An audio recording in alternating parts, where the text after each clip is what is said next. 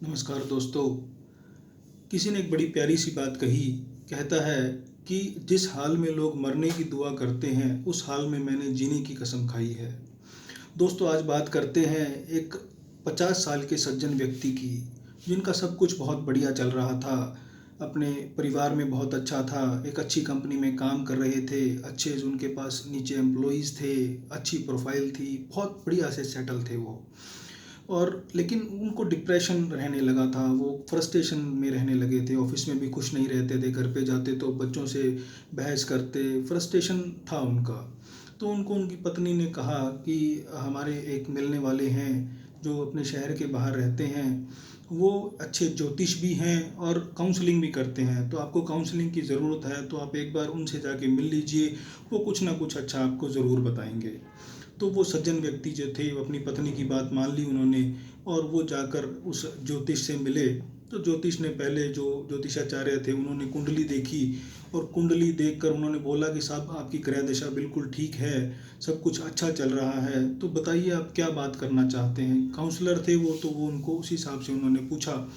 तो उन्होंने बताया, जो व्यक्ति थे, कहते जी मेरी लाइफ में सब ठीक चल रहा है लेकिन मुझे डिप्रेशन रहने लगा है, मुझे फ्रस्ट्रेशन रहने लगी है, उसका मैं आपसे काउंसलिंग चाहता हूँ, उपाय चाहता हूँ। तो उन्होंने उनकी बात को समझा और उन्होंने उनको बताया कि आप अपने जिस स्कूल में आपने पढ़ाई करी थी, तो आप उस स्कूल में जाइए, और आप जिस समय 10वीं क्लास में थे उस क्लास की उनके पास डिटेल होगी, कोई रजिस्टर होगा जिसमें उनका नाम लिखा होगा, जो विद्यार्थी आपके साथ पढ़ते थे। तो जितने भी जो मिलते हैं आपसे, जिनके साथ आपकी दोस्ती थी, नहीं थी, या जो भी उस क्लास में थे, आप उन लोगों से मिलने की कोशिश कीजिए। ये तकरीबन 1-2 महीने का प्रोसेस है। जब भी आपको समय मिले तो आप उन लोगों से मिलिए और जानिए कि वो लोग क्या करते हैं, क्या नहीं करते, कैसा जीवन उनका चल रहा है। फिर आप 1-1.5 महीने बाद जब ये प्रोसेस पूरी कर लें तब आप मेरे पास आइए, फिर हम बात करते हैं। तो जो व्यक्ति था उसने वैसा ही किया। वो स्कूल में गया और उसने जो था डेटा निकाला, जो लिस्ट मिली उसके हिसाब से जो उसने लोगों से मिलना शुरू किया। जैसे जैसे उसको समय मिला तो वो उन लोगों के पास जाता, मिलता, बात करता। तकरीबन 1.5 महीने का वक्त बीता। उसके बाद वो उन लोगों से मिलने के बाद जो था वो काउंसलिंग वालों के पास वापस पहुंचा। जो व्यक्ति थे काउंसलिंग करते थे, जो ज्योतिषाचार्य थे, उनके पास फिर उन्होंने पूछा कि अब आपको कैसा महसूस हो रहा है। तो उन्होंने बताया कि महाराज मुझे अब बहुत अच्छा महसूस हो रहा है। कि कैसे, क्या देखा आपने, क्या अच्छा महसूस हो रहा है। तो उस व्यक्ति ने बताया क्या जी, जो उस क्लास में लोग थे तो उनमें से 10% तो आज के दिन दुनिया में ही नहीं है।